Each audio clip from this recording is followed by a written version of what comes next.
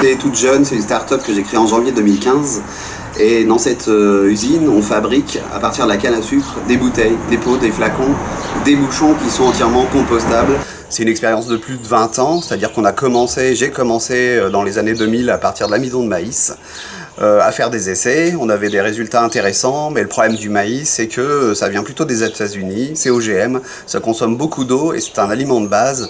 Et c'est pas du tout exactement ce qu'on retrouve avec la canne à sucre, qui est vraiment un intrant et une ressource naturelle beaucoup plus intéressante et beaucoup plus cohérente lorsqu'on s'adresse par exemple à un marché bio pour avoir une cohérence entre le contenu et le contenant.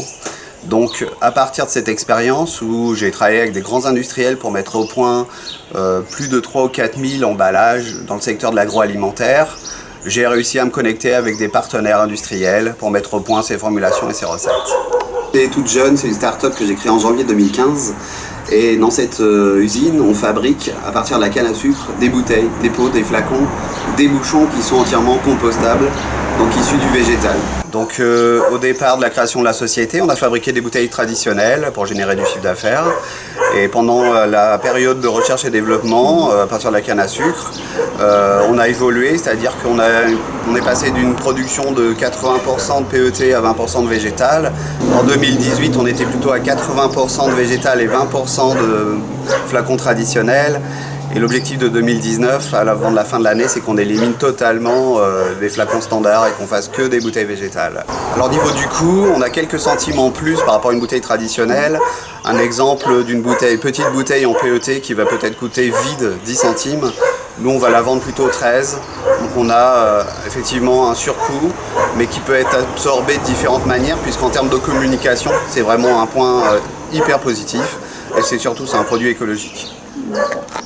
On a été sollicité par pas mal de personnes ici sur l'île pour mettre justement une installation de production à l'île Maurice, c'est-à-dire faire la même chose que ce qu'on fait en France, à partir des granulés, fabriquer des flacons écologiques.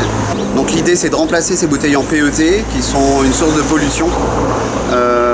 Donc je pense que dans les prochains mois, enfin j'espère avant la fin de l'année, vous allez avoir des boissons conditionnées dans nos bouteilles ici à Maurice qui seront fabriquées à Maurice. Et il y a un projet aussi à La Réunion.